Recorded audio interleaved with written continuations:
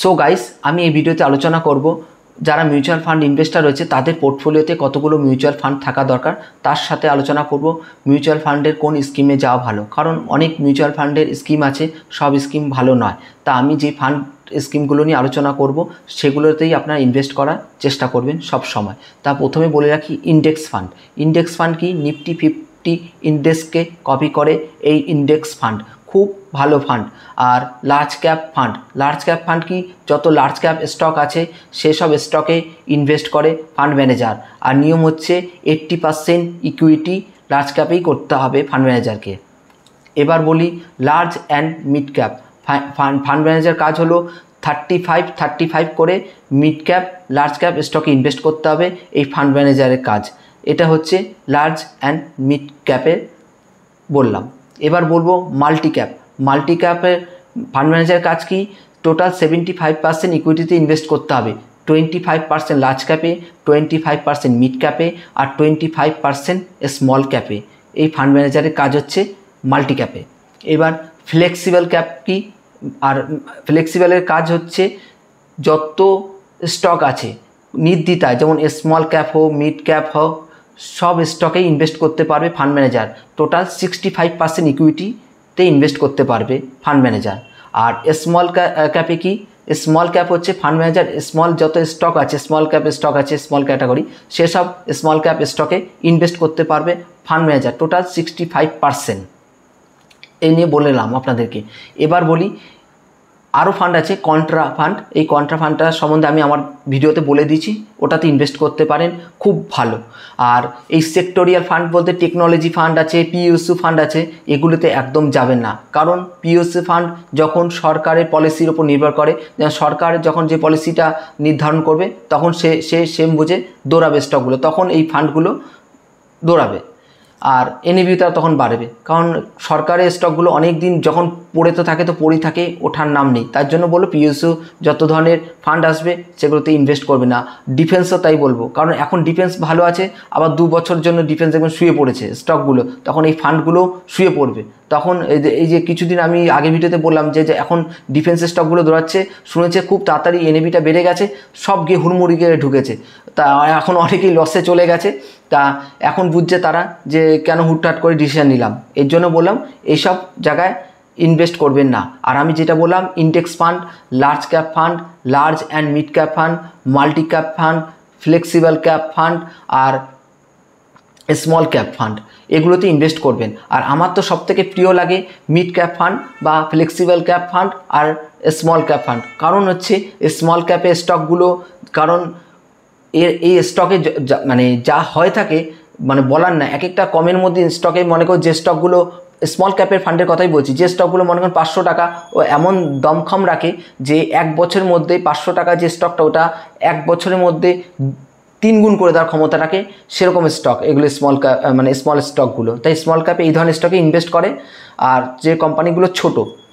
আর flexible ক্যাপে fund manager কি একটা সুবিধা আছে, তার পুরো ফ্রিডম থাকে, সে মনে চাইলো যে 65%ই স্মল ক্যাপ মানে স্মল ক্যাপ স্টকেই ঢোকাবে, তা সেটাও করতে পারবে। আবার মনে করুন যে মিড ক্যাপগুলো রয়েছে কিছু স্টক, সেগুলোর মধ্যে ইনভেস্ট করতে পারে। আবার কিছু মনে করুন লার্জ ক্যাপ স্টকগুলো আছে, সেগুলোর মধ্যে ইনভেস্ট করে, মানে পুরো খোলা ছাড় আছে এই ফ্লেক্সিবল ক্যাপে ফান্ড ম্যানেজারদের।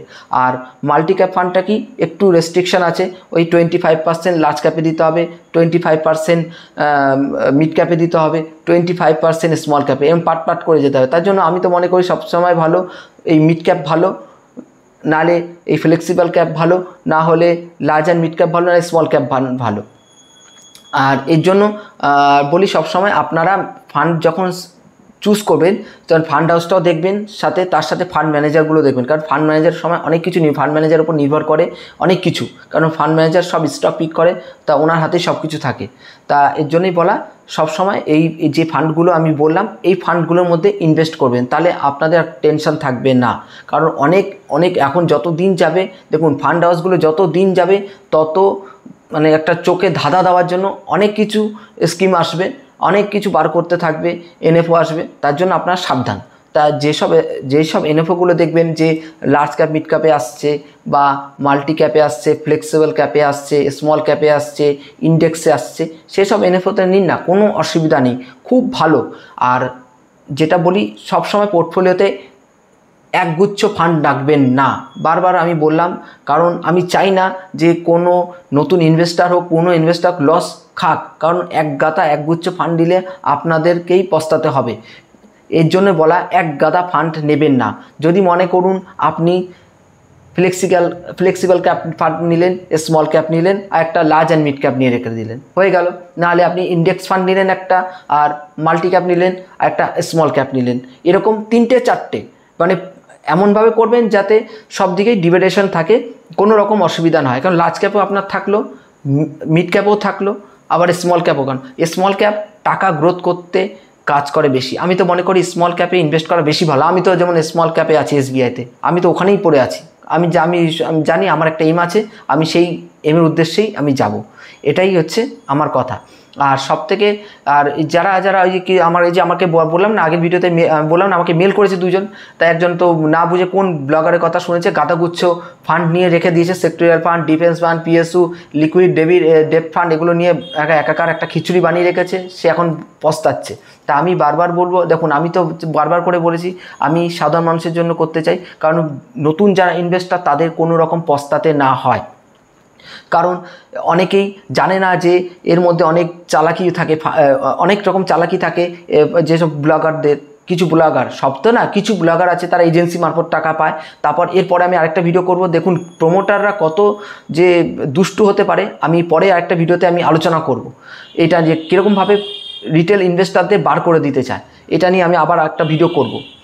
তা এবার বলি যে এই যেগুলো করছি আপনারা বুঝে শুনে সবসময় 3 থেকে 4টে, এর ওপর উঠবেন না, ভুলেও আর উঠবেন না। 3 থেকে 4টে। আর সেক্টরিয়াল ফান্ড, টেকনোলজি ফান্ড, এসবে একদম যাবেন না, খুব সাবধান।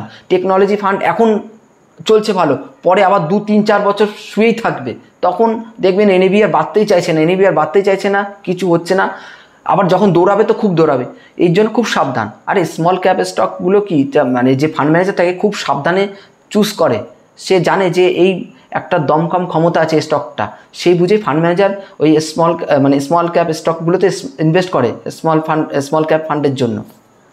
আর এই সেক্টোরিয়াল ফান্ড কি, এই যেগুলো হচ্ছে টেকনোলজি, আরও অনেক কিছু আছে, খুব সাবধান। এর জন্য বলবো আমাদের হাত জোড় করে যে আপনারা কেউ সেক্টোরিয়াল ফান্ডে যাবেন না, ডিফেন্স ফান্ডে যাবেন না, লিকুইড ফান্ডে যাবেন না, ডেপ্ট ফান্ডে যাবেন না। আপনারা লার্জ ক্যাপ ফান্ডে যান, লার্জ অ্যান্ড মিড ক্যাপ ফান্ডে যান, ইন্ডেক্স ফান্ডে যান, মাল্টি ক্যাপ ফান্ডে যান, ফ্লেক্সিবল ক্যাপে ফান্ডে যান, বা স্মল ক্যাপ ফান্ডে যান, তাও ভালো। কিন্তু আমি যেসব বললাম আরও অনেক কিছু ফান্ড আছে, ওগুলোতে একদম যাবেন না।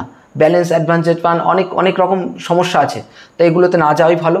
আর টাকা দেখার জন্য স্মল আর মিড ক্যাপে যান, সব সময়ের জন্য ভালো হবে, এটাই বলবো। আর আপনারা এই সাবধান থাকবেন পল্টুবাজ ব্লগার থেকে, সাবধান, বারবার করে বললাম সাবধান। আর আপনারা চেষ্টা করবেন সবসময় ডাইরেক্ট গ্রোথ ফান্ডে যাওয়ার, কারণ আপনাদেরই ভালো হবে। নাহলে ওই আপনারা যদি ব্যাংকে যাবেন, ওই আমি তো বলি ভিডিওতে, যা ব্যাংকে যাবেন, ব্যাংক ম্যানেজার আপনাকে গুছিয়ে গাছিয়ে অনেক দিয়ে দেবে, এরকম হয়েছে আমাদের, যে আমাকে যে মেল করেছে, তা এরকম কেস ঘটেছে। তা কোল্ড ড্রিঙ্কস, ঠান্ডা, কফি এসব খাইয়ে দিয়ে আপনাকে একগুচ্ছ গুছিয়ে দেবে, তার প্রফিট হয়ে যাবে। আর এদিকে ফান্ড যারা ডিস্ট্রিবিউটারের কাছে যাবেন যে রয়েছে, তারাও এরকম করবে, চা খাইয়ে দেবে, আপনাকে বোঝাবে এই হয়ে যাবে, ওই হয়ে যাবে, এটা হয়ে যাবে, এটা নিয়ে নিন, এই লিকুইড ফান্ড নিয়ে নিন, ডিফেন্স ফান্ড নিন, এই ভালো হবে। কিছুই হবে না, কারণ সব সময় সাপেক্ষ ব্যাপার আছে, এগুলো ধৈর্য দরকার। মিউচুয়াল ফান্ড হচ্ছে ধৈর্য শক্তির পরীক্ষা, যে আপনি যদি এখান থেকে ধৈর্য শক্তি পরীক্ষা দিয়ে থাকতে পারেন, তা আপনি এখান থেকে প্রচুর টাকা করে নিয়ে যেতে পারেন। আপনি যদি ঠিকঠাক SIP করে যান, কন্টিনিউ ঠিকঠাকভাবে, কোনো ভয় না পেয়ে, মার্কেট ডাউন থাক আপ থাক সেই বুঝে আপনি SIP করতে থাকুন। আর লামসাম করবেন কখন, যখন এখন যেমন এক মার্কেটটা একটু ডিস্টার্ব আছে, তখন আপনি ছোটো অ্যামাউন্ট করলেন, করে অ্যাডিশনাল করতে। আর যখন মার্কেট খুব পড়বে, খুব ডাউন হয়ে গেছে, কারণ করোনার টাইমে দেখেছে কীরকম ডাউন হয়েছে, সেরকমের কাছে ডাউন করলে তখন বড় অ্যামাউন্ট ইনভেস্ট করুন এই লামসামে, আমি এটাই বলবো। তা আমার ভিডিওটা দেখবেন ভালো, পুরো আপনাদের অনেক কিছু শিখতে পারবেন। আমার ভিডিওতে কোনো বায়াস নেই, আমি চাই, বারবার করে বলি, মিউচুয়াল ফান্ড থেকে সাধারণ মানুষ টাকা করে নিয়ে যাক, বারবার করে।